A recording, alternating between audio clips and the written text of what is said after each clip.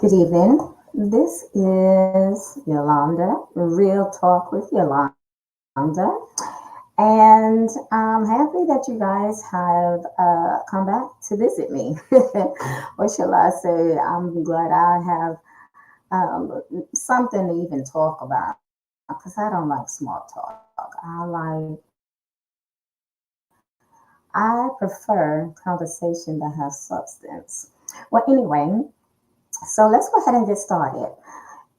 In the previous recording or podcast, we discussed a continuation of my child abuse. Well, as I was listening or viewing those two recordings, I mistakenly omitted my relationship with my youngest siblings since I was always fighting with my older sister. Excuse me. So, because it was just myself and my older sister for quite some time, because my younger sister is about 5 years younger than me, and my younger brother is about 10 years younger than me. My youngest sister is the one who I shared that she suffered from breast cancer a while back. Well, when it was just my older sister and I living in the projects, uh, when I found out that my mother was having another child, I'm not gonna lie, I was very upset because for so long, for what 5 years, I was the baby.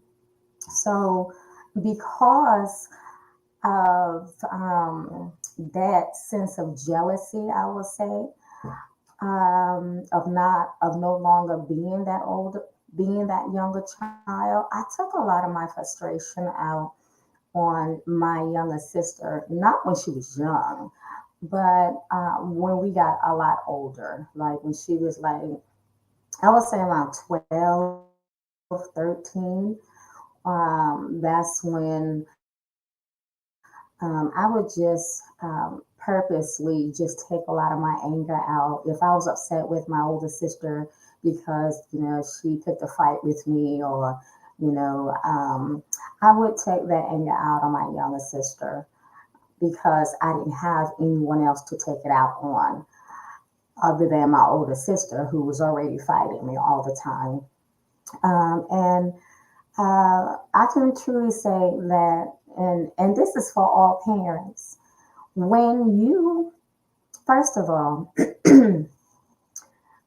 you have to really take your children into consideration. If you have an older child and you are contemplating having another child, there's a way that you, or I should, or shall I say, suggest that you introduce or pre-warn that child. Okay, mommy's gonna have another child, and you're gonna be the big sister, or you're gonna be the big brother, and they're gonna need your help. Talk to the child like that so that when that child comes along, that child who was always the baby and now pushed back as the middle child will not feel that they're being replaced. And that's how I felt actually, because I was five, and then here comes a little sister. So that's how I felt at 5 years old. I felt like I was being replaced. So in actuality, I can truly say that's when it all began with me not feeling, well, of me feeling as though I don't belong or I'm being replaced. And then what I shared with you on my child abuse recording one with the continuation of recording two. So put all that together, as well as what I'm just now sharing with you that I mistakenly omitted in the first one. So for a long time, I felt not appreciated, not wanted, like I was in the way. So all of that compiled on top of one another into my adulthood, never felt love, never felt wanted. The only time I can truly say I actually felt love was with with my maternal grandparents and my aunts on my mother's side. All of my aunts on my mother's side, I love them dearly, and they always treated me as if I was the only child, even though there were so many of us. But that was the type of love and um, relationships that my mother's sisters always gave all the nieces and all the nephews. Nobody felt out of it. No one felt that one was getting more love than the other because my aunts always shared, just shared the love. They had so much love to always give. So no one ever felt out of place or anything like that. Excuse me. And you would think, excuse me, and you would think that because I come from a very large family on my mother's side, that we, many of us would feel left out, but we really didn't. Excuse me, that's my chronic bronchitis acting up. But yeah, so we never felt unwanted. We never felt or anything like that. Um, but I just wanted to just share that piece about my relationship with my younger sister, and that I can say that that pretty much went on until I will say when we separated during that time, and all of that information's in the recording of one and two. So I'm not going to reiterate or repeat anything that I said in the previous ones. So, but today we are adults. We all have families. Unfortunately, I'm the only one out of my siblings that are not married due to my domestic violence situations, unsuccessful in relationships, but I'm good. I tell people I'm living my best life because I rather be by myself and do me and just do everything that I've always wanted to do without having to report to anyone or having to think about that next person or even with cooking. If I decide I want to cook something, I don't have to cook for two and three people. Just cook for me. And that's what I enjoy. I may sound like I'm being selfish, but excuse me, I'm so sorry. You guys started out with me when I was suffering from that virus, and now I'm through with the virus, but my chronic bronchitis just wants to flare up.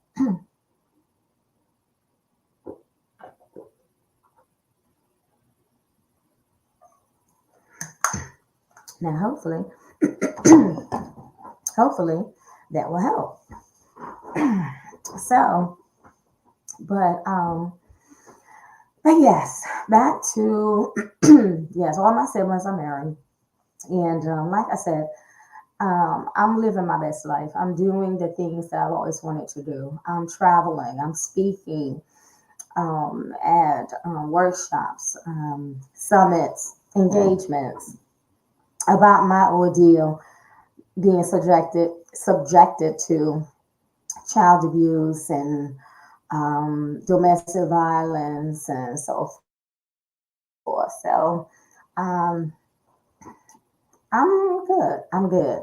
So now that we've covered that, we're going to now move forward to providing some advice or yeah, a little advice for my domestic violence, um, domestic abuse survivors. As I've shared in the previous podcast, there are some domestic violence survivors and domestic abuse survivors and survivors of other kinds of abuse that have stated that there needs to be something or an organization that provides help financially for those who are leaving their abusive situations, because oftentimes many of them have to start over, just point blank. Many of them have to start over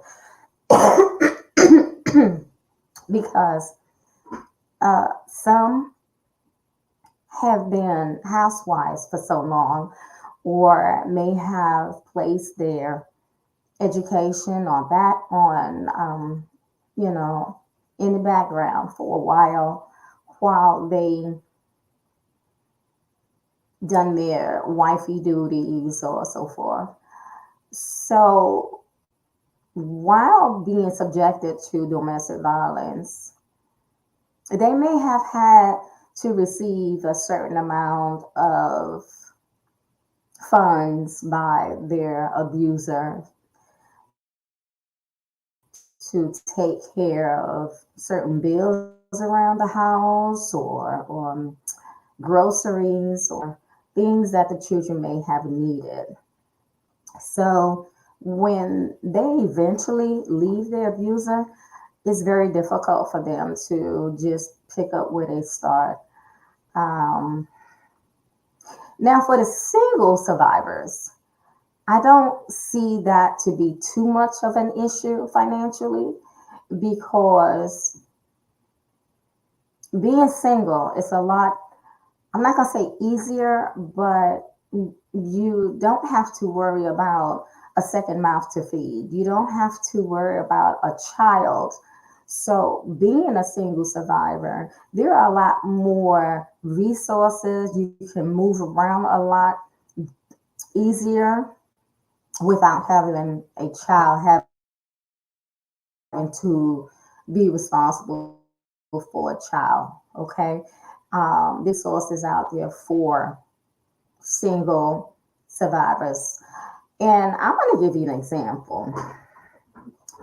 When I returned from Iraq, the job that I used to work, because I was in the reserves at that time, and then I was called up for active duty. So I had a job, a full time job. But when I returned, the job that I had, the position I had already been omitted, or obsolete, shall I say. I had no job. However, I did have an associate's degree and I had a bachelor's degree at that time in criminal justice. It was still hard for me, or difficult, shall I say. It was still difficult for me to obtain employment, especially for the amount that I believed that I should have been paid with a bachelor degree. Because I had difficulty obtaining employment, I took whatever I could find. I washed toilets, I cleaned toilets. Yes, I cleaned floors. I wasn't beneath that. I was not beneath that. I really wanted a job working in the hotels, honestly, because that was something I've always wanted. I never looked down at janitorial jobs or anything of that nature, sanitation jobs. I never looked down at that.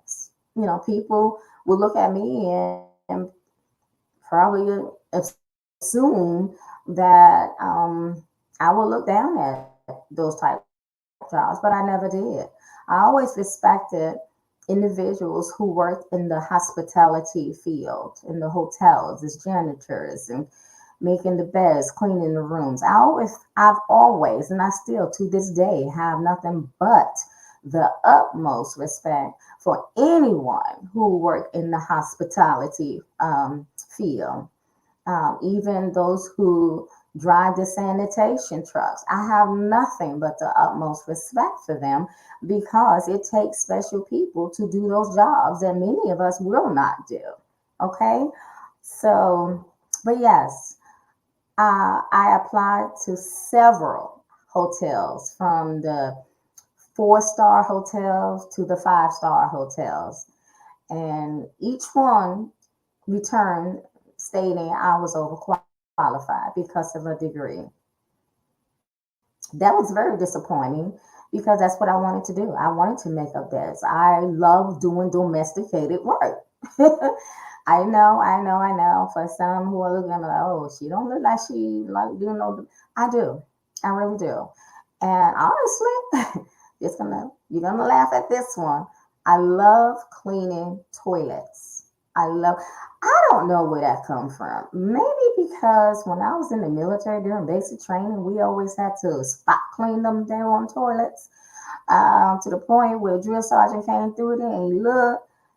Those toilets had to be pretty pearly white. Okay, so from that point on, cleaning toilets is very important to me. I cannot sit on dirty toilet. Uh-uh. Toilet got to be clean. I love cleaning toilets. I will spend more time cleaning a toilet than I will cleaning a bedroom, even though I cannot. My family will vouch for this, and my adult children will vouch for this too. I cannot get out of my bed and start my day without making up my bed. And again, that goes back to how I was raised. If you listen or view the previous recordings, that will explain why I am the way that I am. Very meticulous, very tidy, very domesticated too. Um, hey, at least I can say I always have a clean home, right? But yes, so to my survivors, for those who saying that they need some financial help, there are hotels out there, there are motels out there that are always looking for help. Always. Now, mind you, you're not going to receive the amount of money that you may have been used to if you have been working prior to being subjected to abuse. But there are jobs out there. There are jobs out there. Fast food places always need help.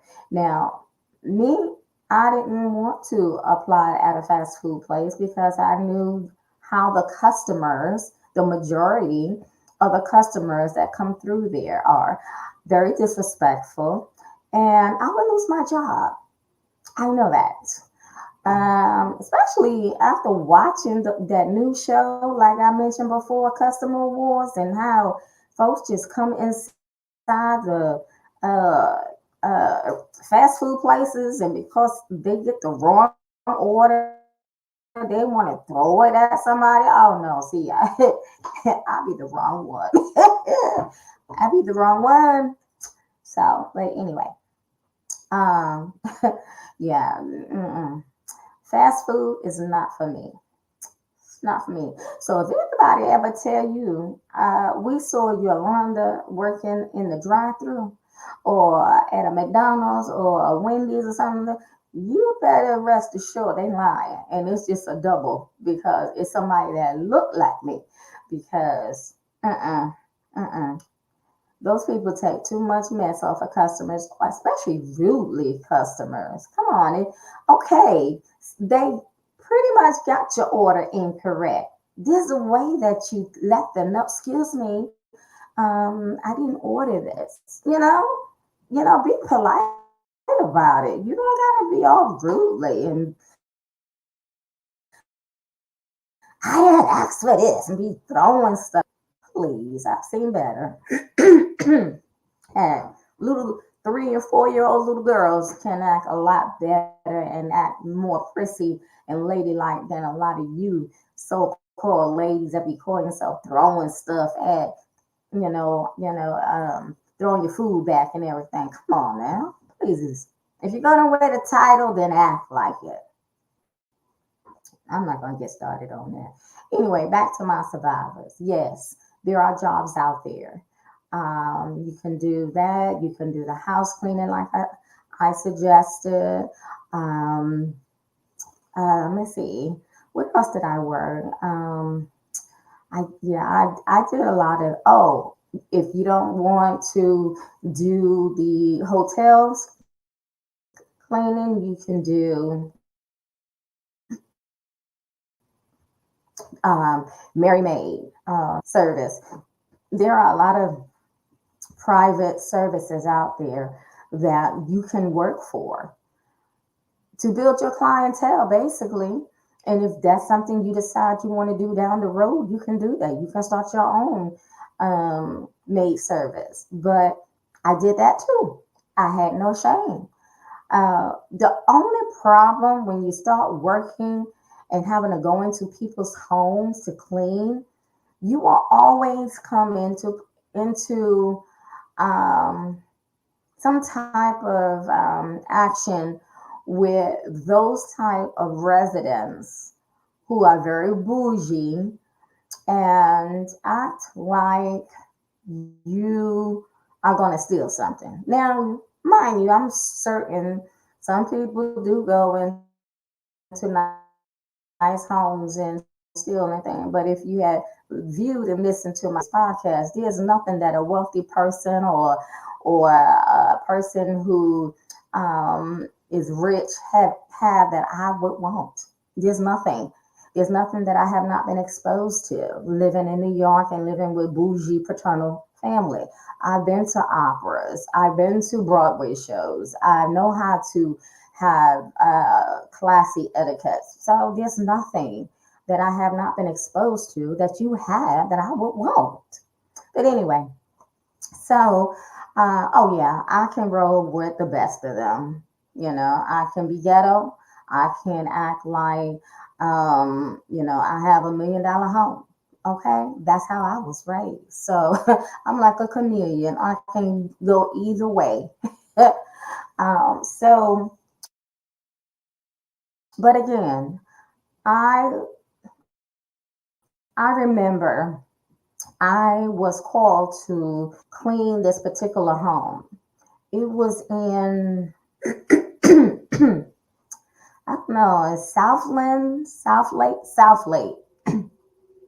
That's a place here in Texas where people that have new money basically live in that area. And the homes are okay. I've seen better. But so a lot of them are like business owners of their own companies. They may be doctors, lawyers, people that work for the TV station, journalists. They all live up in that area. People that just have new money. So I went to this particular home, and I kid you not, here I am walking around cleaning the home, and every room that I went into, I turned around. I felt the presence behind me, and I turned around, and it was the husband. I'm like, yes, sir. Is there something that I can do for you? Is there something you need? Am I doing something wrong? And he was like, no, I just want to make certain that you're not putting anything abrasive to clean our tub. Mind you, their tub knobs were like brass. It surely wasn't no daggone gold. But I guess he just saw me as a black female that probably have never been exposed to anything. I was not one of them ordinary black women. Okay. So anyway, so I said, yes, your wife did explain to the agency what exactly to use on the countertops and so forth. And he was like, oh, okay, okay. I was like, really, dude? Really? For a person that have all of this, you sure act like you're not used to it, That but yeah, so I had to deal with that, but I eventually quit that. And the reason why I quit it, it wasn't because I didn't like what I'm doing, because like I said, I enjoy cleaning. I quit that job because I just returned from Iraq. This man standing behind me, and the blankety blank that I went through in Iraq with men, and you gonna stand behind me? uh-uh, nah. So because I did not want to go from 0 to 100 and have a flashback on these customers that does stuff like that, I said it's not for me because I'll end up in jail. I end up in jail. Don't stand up behind me like that. Don't walk up behind me like you walk up behind me. You better make some noise because I could have been in the kitchen, in your kitchen cleaning, and you walk up behind me. Okay, don't walk up behind me. So that's why I gave up that job. It wasn't safe for me, and it wouldn't have been safe for any of those homeowners who walk up behind me like he did. It wasn't a good thing for him. But anyway, so, but again, to my survivors that don't have children, there are plenty of jobs out there. You can start somewhere. Rome wasn't built overnight, and rich people did not become rich or wealthy overnight unless they were, or unless they received an inheritance, or unless they won the lotto. Other than that, they had to work for what they have. Okay? The only people that did not have to work for what they have are those who receive an inheritance, those who were born with a platinum spoon in their mouth. Okay, like many celebrity children. So we're not talking about them. We're talking about everyday average people. Okay, so again, Rome wasn't built overnight. So you have to start from somewhere. And another thing, if all you have is a high school education, this is a great time for you to apply for a grant of some sort, scholarships, and go back to school. Okay, go back to school. And you cannot say that you don't have a friend or a family member that you can stay at their place and get yourself squared away because you have no children. Okay, so yeah, I suggest that you reach out to a family member that you can trust, that supports you. When I say support you, I'm not talking about financially either. I'm talking about emotional support, um, until you can get back up on your feet. You know, if they only have a 1 bedroom apartment, or if they don't have enough room in their home, heck, sleep on the floor. There's nothing wrong with making you a little pallet on the floor and sleep. Get you some blankets, some pillows, and cushion it up and sleep. You don't have to be in the bed. Like I said, people, you only knew, you know, when you're used to not having, you know how to make the best of what you already have. Okay. Um, if I was to lose everything today, my home and everything, I know how to reach out to a relative and get them to send me some snacks, on a couch or something. Okay. Growing up, we slept on the floor. It was no biggie. I mean, the best fun with cousins and relatives were on the floor, especially when we have the weekends and we eating hot dogs and pork and beans, and while our parents are out, and mama, we call her mama, which was my maternal grandmother, we call her mama. Mama watch all of us, all first cousins, we all together in the living room on the floor. That was the best slumber parties we ever had, growing up. So, again, if you're a single survivor, there are plenty of things you can do. Also, another thing is you have a hobby. There's something you know how to do. Me, I knew how to crochet. I also knew how to sew. And that's what and I also knew how to do hair, like cornrows as well as regular braiding. So I made money on the side when I left my children's father, and we left the shelter after moving to like three of them, and then I finally rented out a home from an older gentleman who was very gracious enough to rent out his spare home because he heard about my situation from the domestic violence shelter. So, yeah, I make money on the side doing hair. While I was going to school pursue my associate's degree. When I left my children's father, all I had was a high school education and about a year underneath my belt of college credits. Because, mind you, like I shared in the previous podcast, I was a freshman when I met him. So I eventually had to drop out of school. So not only was I attending school while my son was in kindergarten, my daughter was in a Christian daycare that I did not have to pay. Uh, I still did extra hair on the side on the weekends. I crocheted. I made little, outfits and things of that nature. So think of a hobby that you enjoy doing when you were married before the abuse started, or when you was a teenager. I'm sure you can reach down and think about something you enjoy doing, whether it's baking cakes or um, painting, doing art. You can make a living off of stuff like that too. If you ever, always wanted to be your own boss or your own entrepreneur, you can do that. So the sky is the limit. The sky is truly the limit when you are a single survivor of abuse. But it's not the same with someone who has children because regardless of what decision they make, they have to think about the children. Like my situation, I have to think about the children. So when I used to braid hair, I would do it when my children were asleep at night.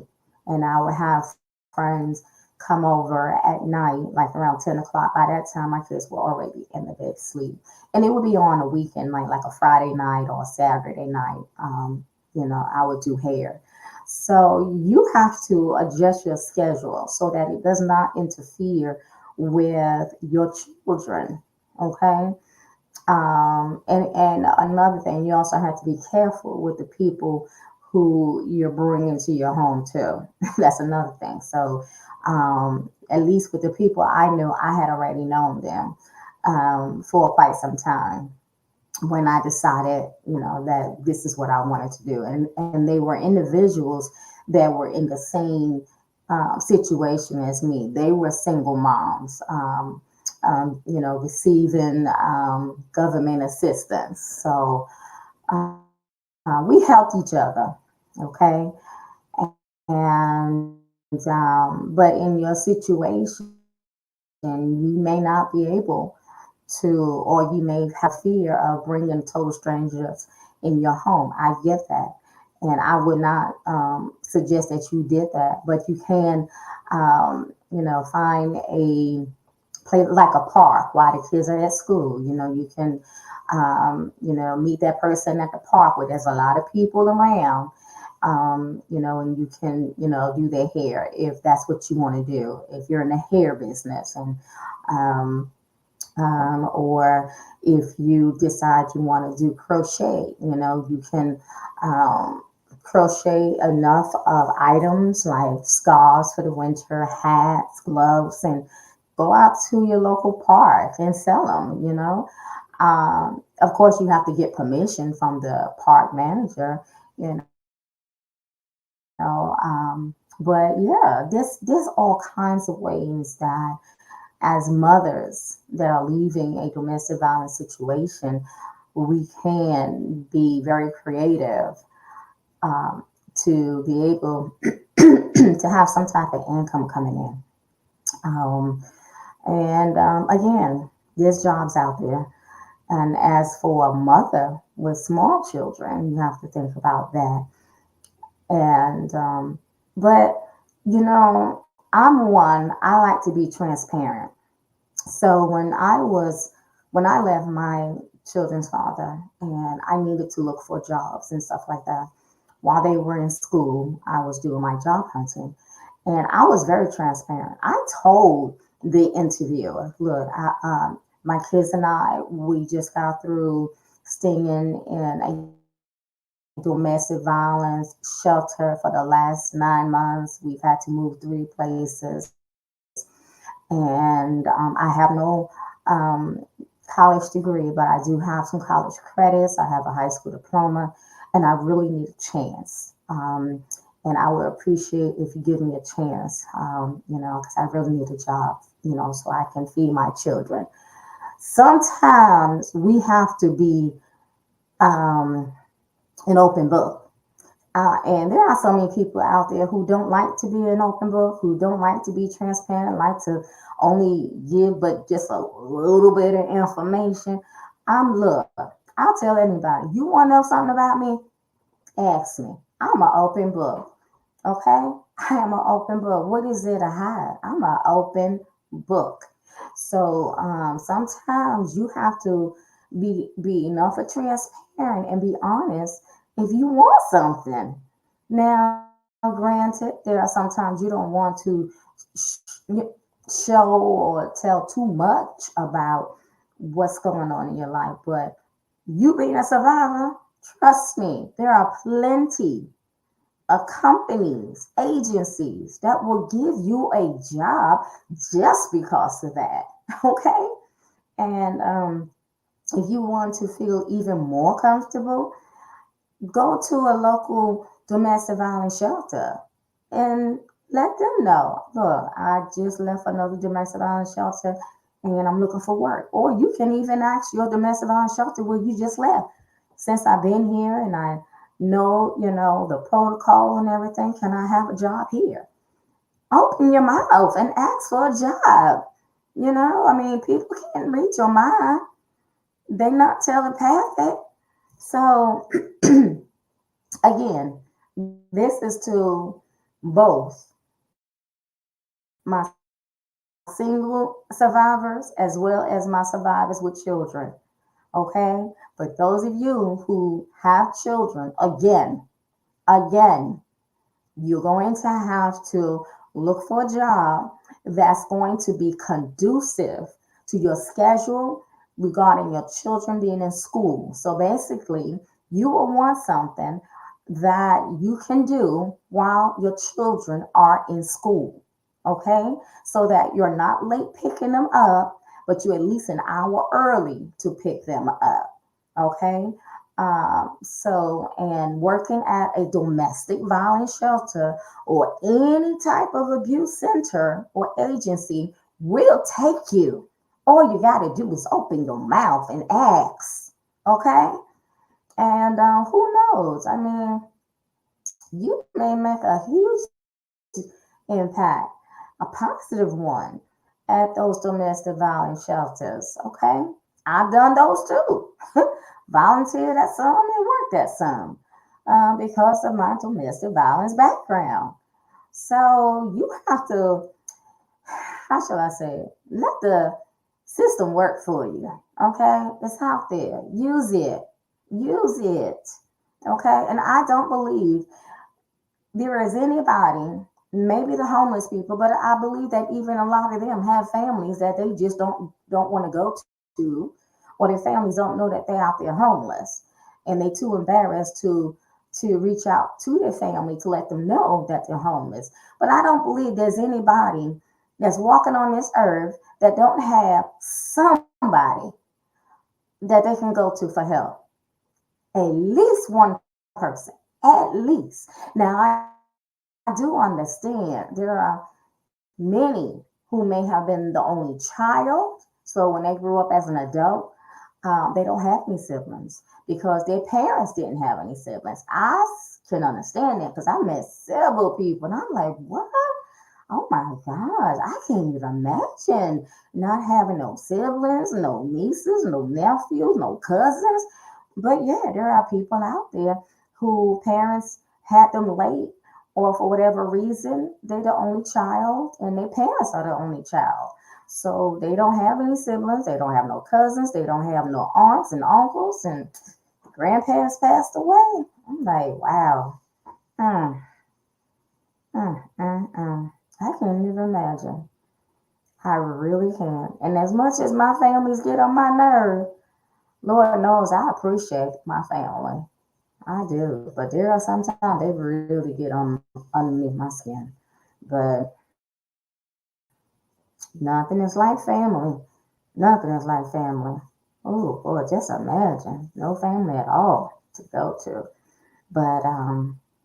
But yeah, even though you may not have a sibling or aunt or uncle or grandparents or parents alive, you got somebody. You're not walking out every day, walking and going back and forth to work, not associating to nobody.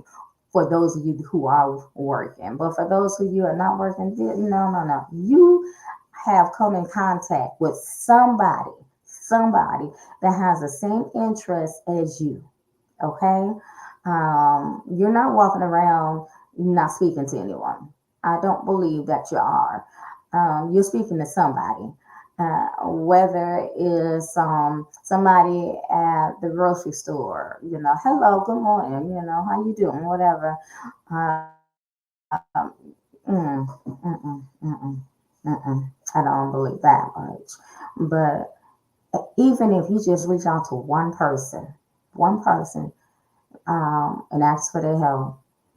I believe that oftentimes we tend to go without because many of us have too much pride to ask for help. Um, I can say that because that was me.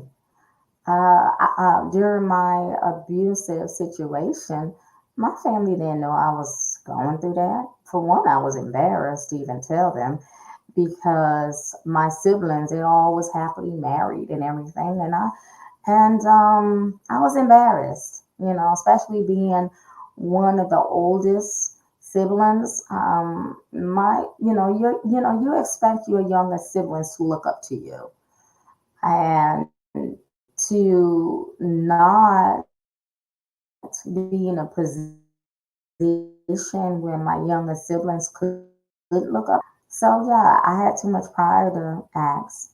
But I do remember when my children and I we were living in that rental home, and I had a vehicle, and this was before.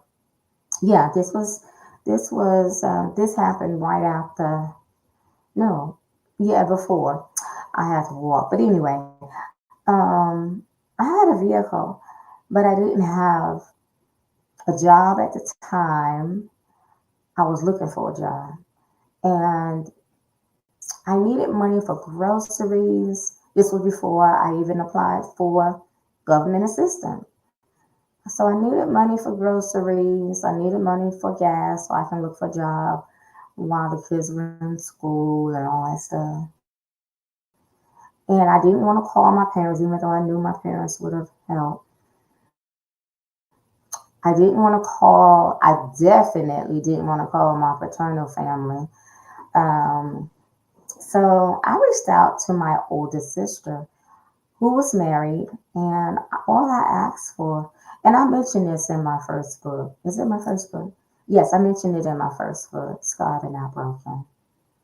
I believe it was that book. And then I think I may have mentioned it again in my last book, which was Silent Victims. But anyway, I reached out to my sister and I asked her, I called her from a telephone booth and I asked her for $25 so I could put some in my gas tank and buy my children and I some food like a loaf of bread and some cereal. And back then, things didn't cost a whole lot.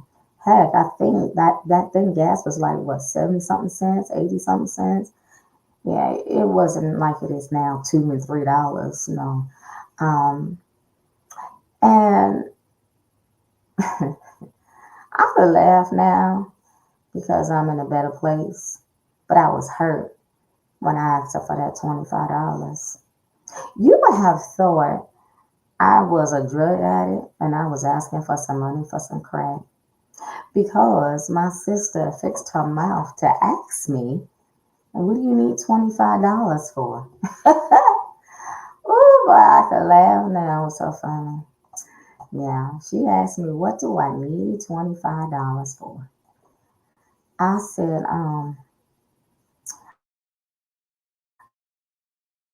I need it for gas and for some groceries for the children. At that time, she didn't know where I was going to eat it because I didn't share it with her. And she said, well, I have to ask my husband. Ooh, when she said, I have to ask my husband if I can give you $25. I said, okay, okay. I said, so when do you want me to call you back so I'll know? She said, well, you can call me back and, you can call me back tomorrow. So basically, we're supposed to stop. Oh, wow. Anyway, I told her, I said, you know what? Don't worry about it. I'll find a way. And I hung up. I hung up. Mm,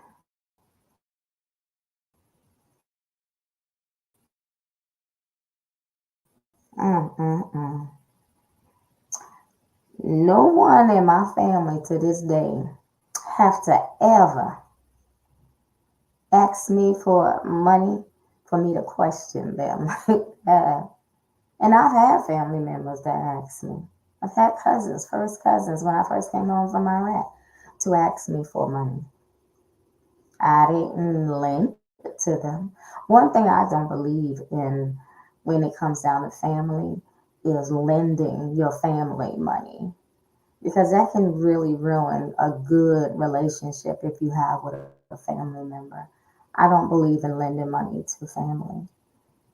Matter of fact, I don't believe in lending money, period. I don't. I don't. Mm-mm. When it comes down to family, hell, if I have it, it shows. Am I BFF? Mm-mm. So we like sisters. Anyway, but my children, same thing.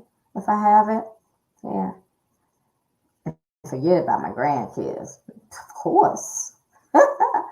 But I don't believe some family. And speaking of that, it bothers me when I see people on like the court shows, like Judge Malthus and all them other TV shows suing their mamas and their sisters and their brothers and their aunties and grandparents. And I'm like, y'all really doing this? Wow. My motto is if you don't have it, don't give it. Because if you have to sue your family, your loved ones for money that you shouldn't have gave them in the first place because you knew you couldn't afford to give it to them, then don't give it. Don't give it. That's so embarrassing to sue your mother or your child, your adult child. Come on, people. Where's the morality? I just okay. Hey, y'all do y'all. I know I don't. I don't sue my family just because they don't give me back my money. No, because I don't ask for it back. Because apparently you need it if you're asking for it. So why would I ask for it back? That don't make any sense. Oh my goodness. Anyway, again, to my survivors, there are jobs out there. For those of you who don't have children, please go get a job. Please, please. And also, there are programs that will help you too. There's food banks where you can get food. And that's another thing. I went to food banks, okay? And I had children, but I still went to food banks. You're single with no kids. Go to the food banks if you're hungry and you need food. Now, for my survivors that have children, please go to the food banks. There are so many food banks you can go to, okay? And look, you can go to a different food bank in a different city, different location, okay? Go to food banks. I had no shame. I went to food banks. They helped me, okay? They helped me. So what I'm basically doing here for many of you, because I call myself a survivor turned thriver, and that's why I can call myself a thriver because I was a hustler. When it came down to finding a job, I was a hustler. When it came down to finding where I can get some food to feed me and my children, I was a hustler. When it came down to trying to have some extra subsidized income, like doing people's hair, cleaning toilets, I did what I had to do, okay, for me and my children. I had no shame, no pride. I had shame. The only time I had pride was when I didn't want to let my family know what I was, what happened. But there's resources out there. Let your fingers do the walking. Go to a local library. If you don't have a computer, go to your local library and put your name down there so you can reserve a spot to get on the computer and find jobs, find resources. Come on now. It's not like it was when I was going through this. I was going through this in the 90s, okay? Things have gotten so much better. Stop acting like there's no resources out there for you guys because there is. I remember when I was going through my domestic violence, it was in the late 80s, no, the mid 80s, late 80s. Domestic violence was just evolving to a point where the judicial system had intervened, where now cops were able to intervene and lock up the abuser. Okay? It was just evolving around my time.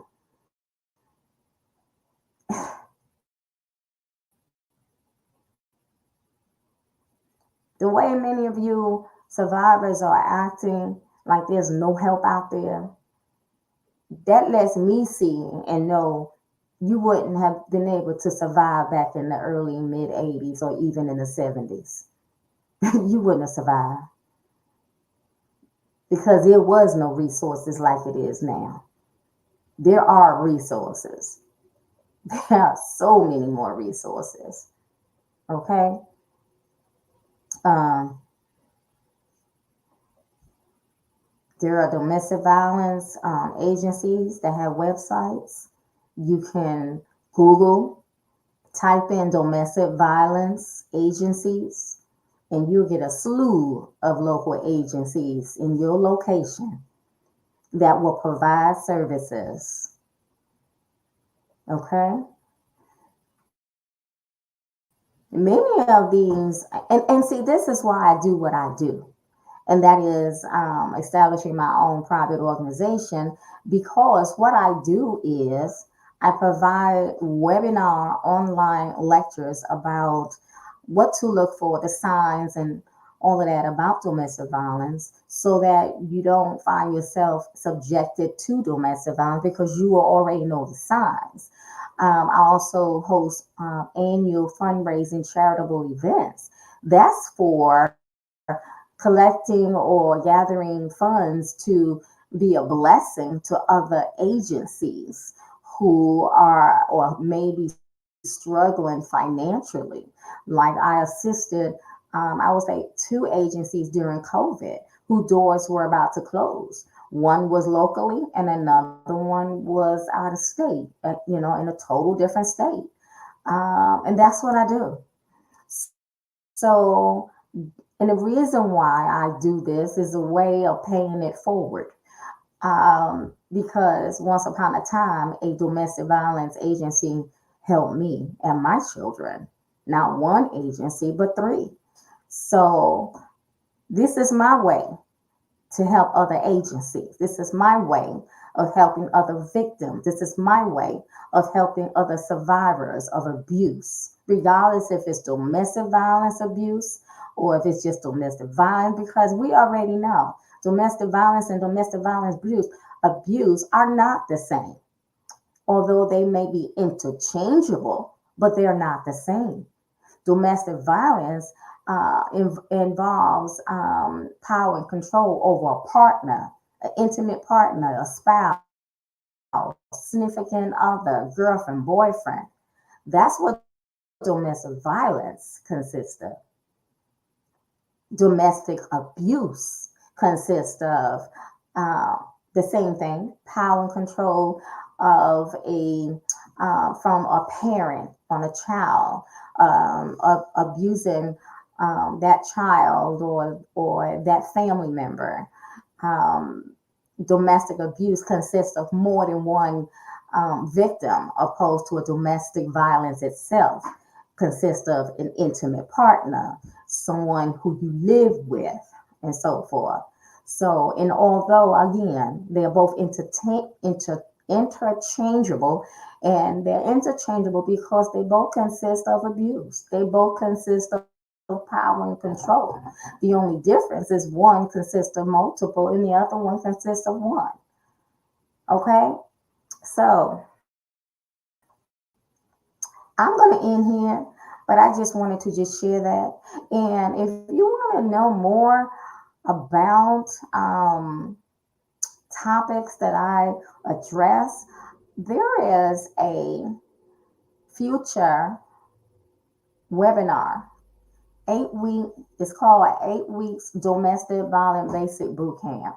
You can find that on Eventbrite. All you have to do is type in 8 week domestic violence boot camp, or just put domestic violence boot camp, whatever those keywords are. Pick a keyword, throw it in there, okay, and it'll pop up for you. Okay, you can also follow me on LinkedIn. You can follow me on Facebook, and you can follow me on Instagram, Domestic Violence LLC. However, we have just amended our name. So for the next few weeks, we will be making some updated changes on our social media pages as well as our website. If you're interested on future podcasts or future lectures, because again, the lectures varies on topics. You can reach out to the website at domesticviolencellc.com, all one word. And you can go ahead and see what is being offered, as well as future fundraising events. And at least for now, until the website is completed with its updates. Because, like I said, we have amended our organization name because we are collaborating with other affiliates to provide additional services for survivors of abuse and domestic violence, to help them rebuild self-esteem and self-worth, and so that they can sustain and become self-sufficient again.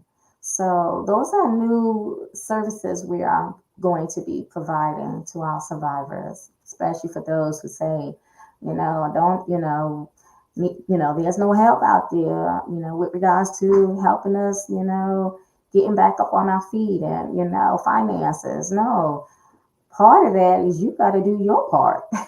And your part is looking for a job, starting from the bottom and working yourself up. If you have to work two jobs, do that. Especially if you don't have no choice. I've had to work two and three jobs myself.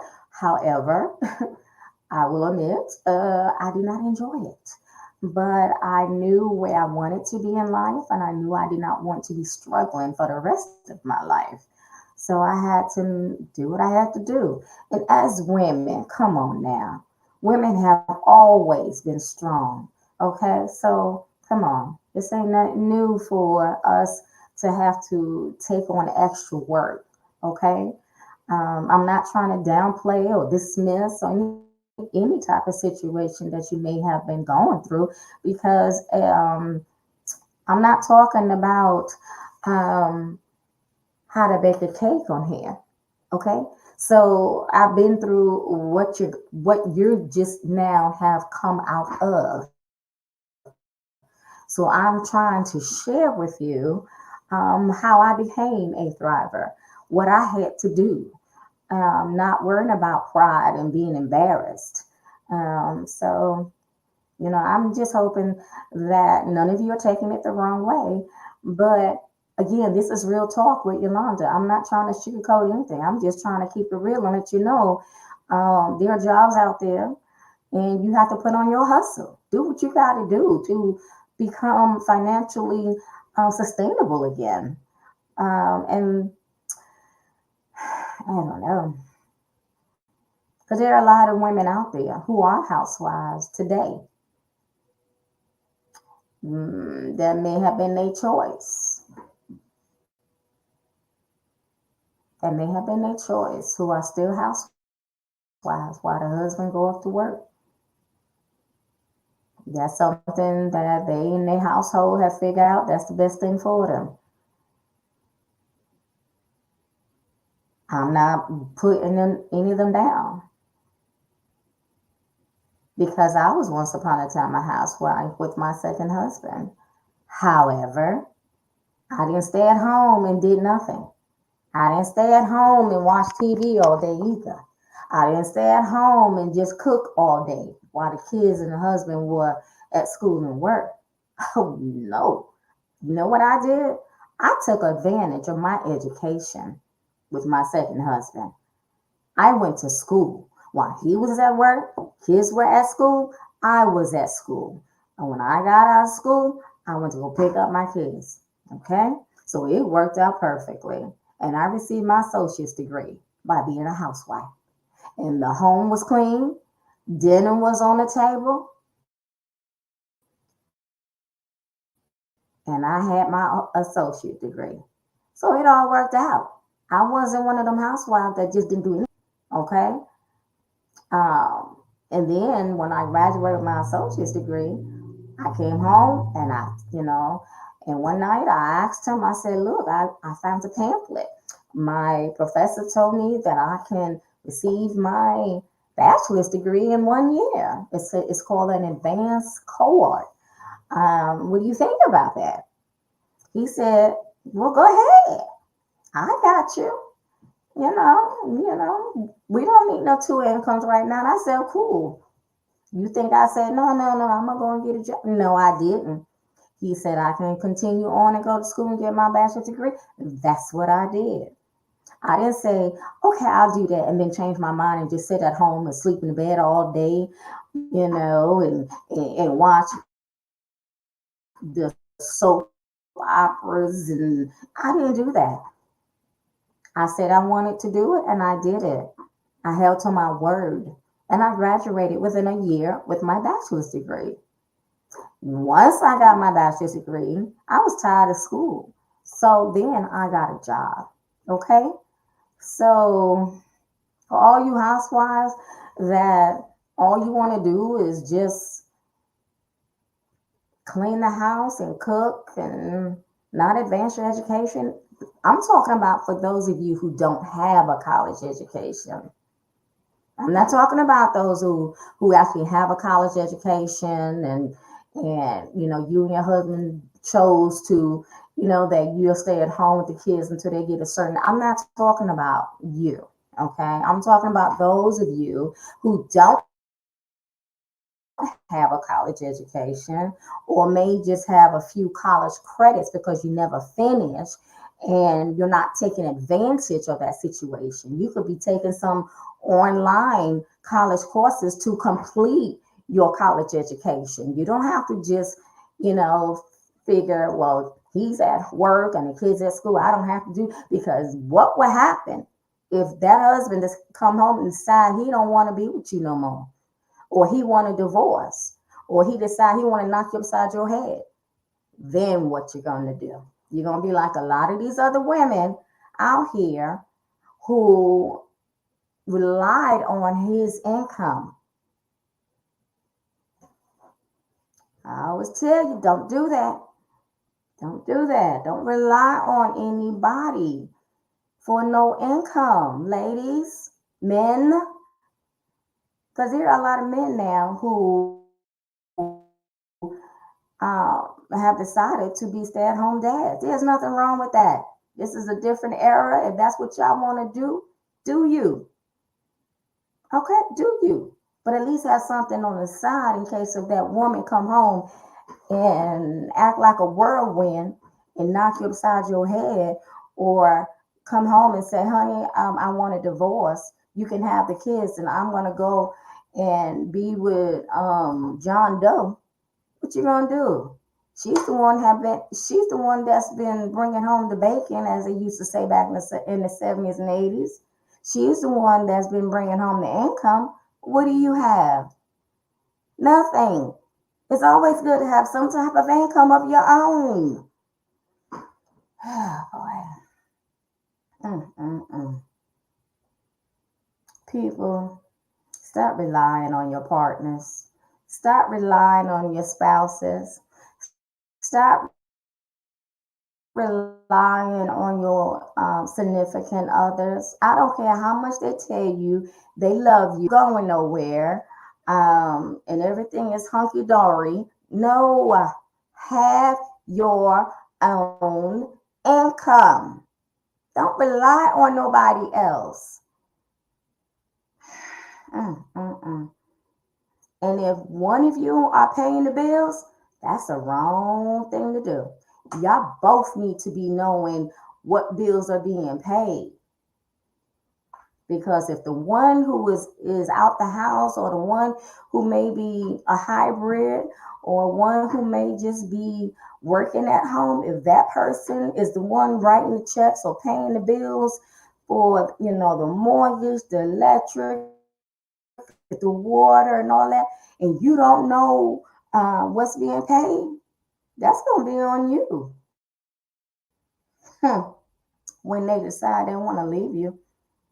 I'm not condoning. I'm not. I'm just saying, people, we are in a different era. The divorce rate are skyrocket. It's people are not staying married long like they used to.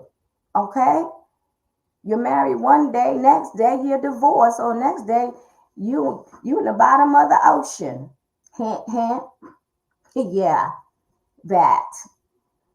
Too many too many newlyweds. Not even I mean, the ink ain't even dry on the marriage license, and they already either killing one another for the life insurance policy, and or they got another somebody on the side. Y'all crazy. Y'all crazy. Why even get married? What, for the life insurance policy?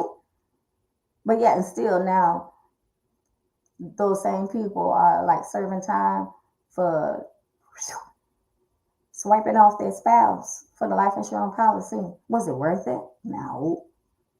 Gosh. Yes, we're living in a time where people are so unhinged. And I'm certain you guys have heard me say that word so many times. Because people are not, they're not wrapped too tight nowadays. People are losing it. Like, dang, what's going on with y'all? Did y'all smoke something? Did you drink something that's making you lose your mind? Yeah.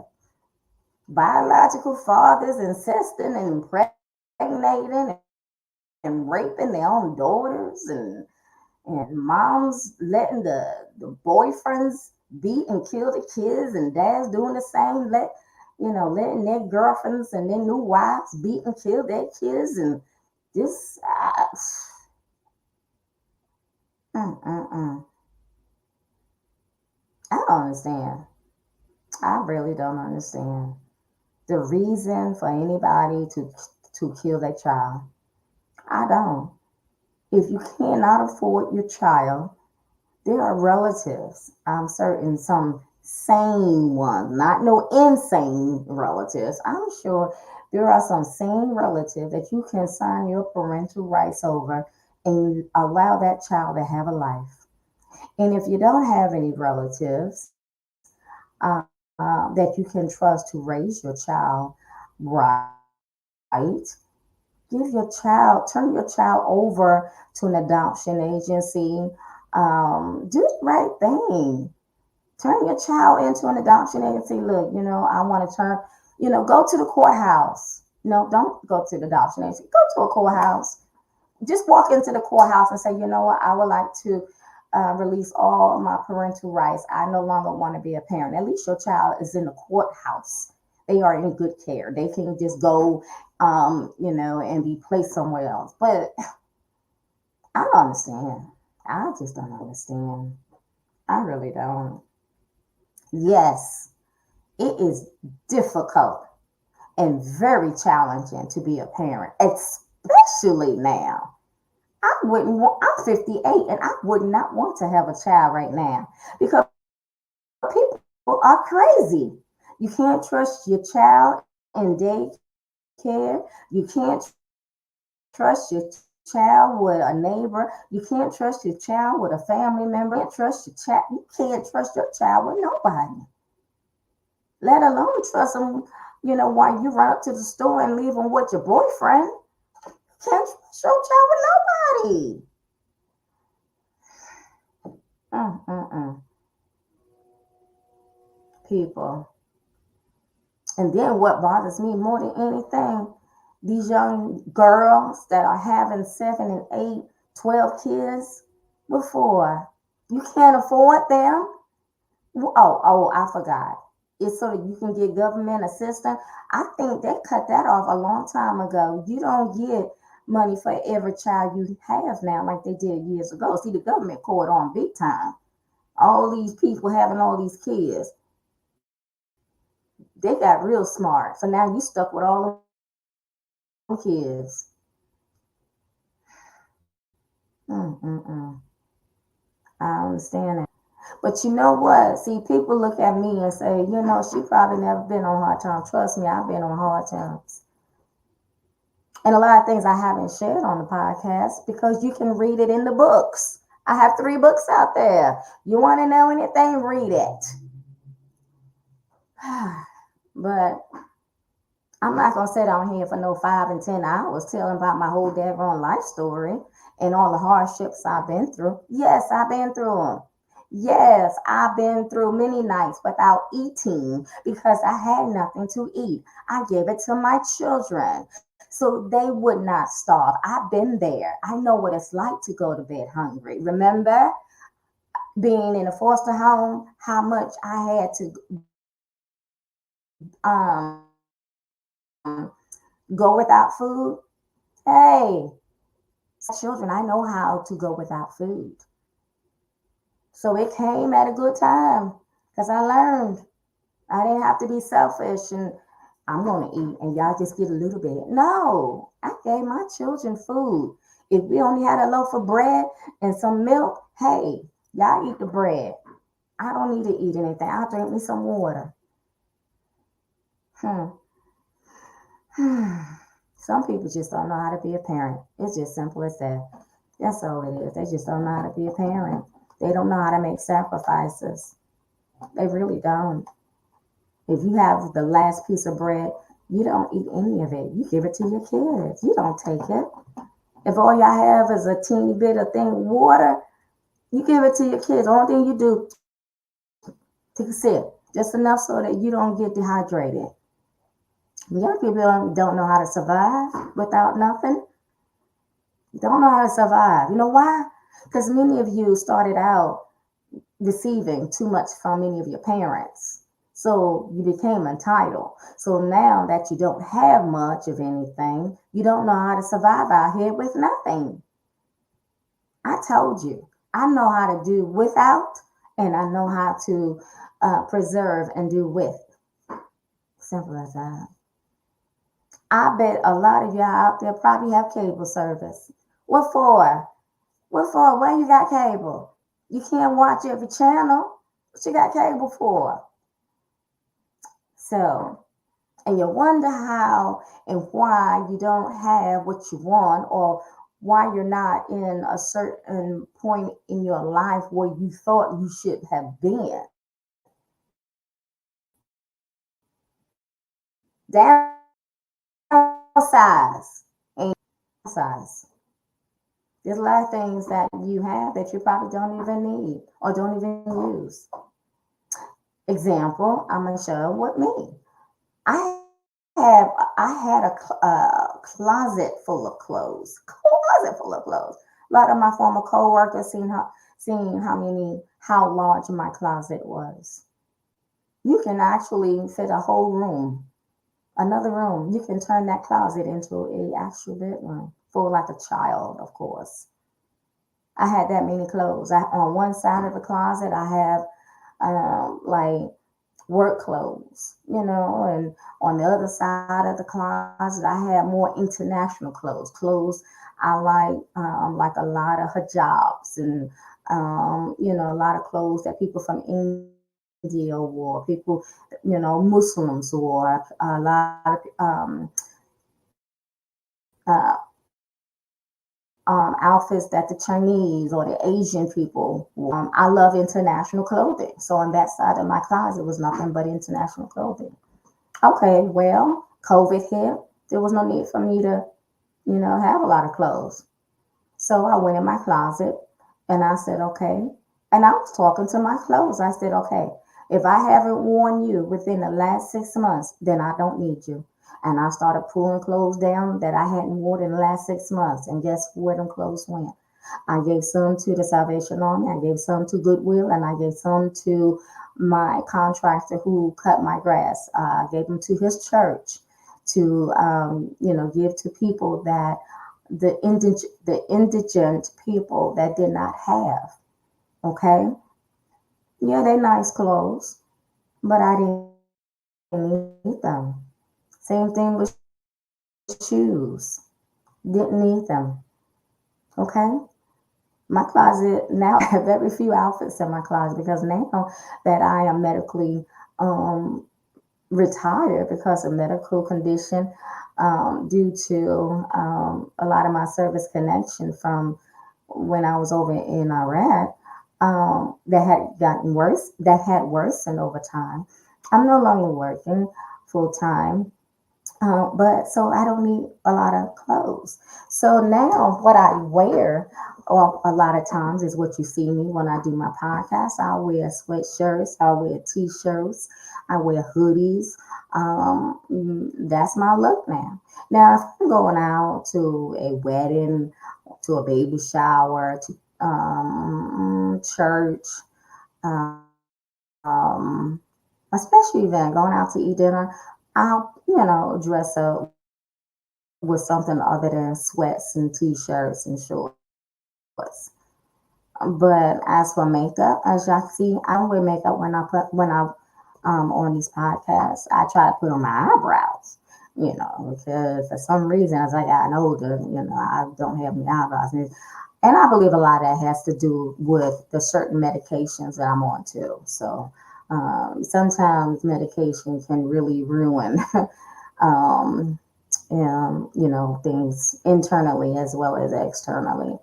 So, but I do make sure that, I have on, eyebrows. I used to have them tattooed. Well, I call them tattooed. Young people, I'm sure y'all call it something else. Micro braiding and, um, what is that?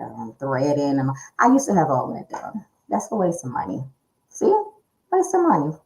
Why throw that away when I could be using that money for something else? And right now, I'm just trying to um, worry about my grandchildren. I don't want my grandchildren to have to work for anyone. So I'm in the process of trying to build generational wealth for my grandchildren while I'm still helping other people. That's what you do. My grandparents didn't do that for my parents. My parents didn't do that for me and my siblings. I didn't do it for my children. You know anything about that much about investments and saving and trust funds, and I didn't know anything about all of that stuff. It wasn't taught to me by my parents. It wasn't taught to me in school. The only thing I remember in school that they taught us about was, there was an economic class that we had taken. We learned about debit and credit, how to balance a checkbook. There wasn't anything much more than that was taught in high school. So adults now and adults with grandchildren, I'm learning more and more about trust funds and all of that stuff for my grandchildren. Again, I don't want them working for anyone. If they choose that's what they want to do, then so be it. But I want them to have a choice. I want them to have a choice. So I'm about to end here because I'm getting tired anyway. And my back is starting to hurt, as you can see. I'm constantly moving around and I'm just tired. Um, and my bronchitis is not doing well. So I'm going to end here. But I hope you guys learned something from me today about looking for a job, being proactive. Because look, life is short, and nowadays people are selfish. Nobody's going to tell you step by step how to do things. I learned that the hard way because I hired someone. I'm gonna make that short. I'm not going to go into detail, but I hired someone to assist me to look at my ledgers and let me know what is it that I'm doing or not doing, what I should be doing to perfect my business, my organization. There has to be something because um, every year when it's that time of fundraising to help raise money for other 501(c)s and private organ- organizations and agencies, um, many people will RSVP, but when it's time to pay, they're not going to. And mind you, when when people tell me that they're going to attend, and when I have a total amount of people that have RSVP, I send that number to my chef, who then sends me an invoice and to tell me how much it's going to cost me for the meals. Okay. And then when those people at the last minute tell me they're not going to attend because something came up, that hurts my pockets. Okay. And now I have to come out my pockets to pay the difference. So that's why I hired this particular marketing so-called business person to tell me how can I bring in more revenue.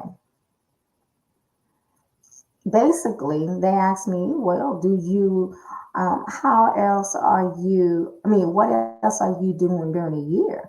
I said, well, I am, searching for the recipient that I can write a check to help them with their doors stay open.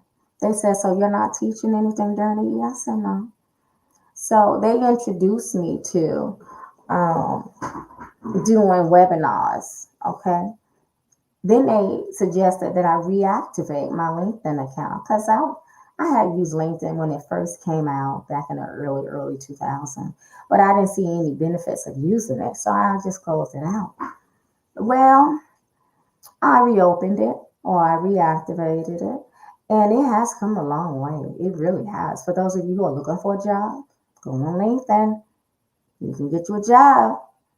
For those of you who wanted to karate chop corroborate and establish a connection, business relationships with other organizations that share the same interests as your organization, go on LinkedIn.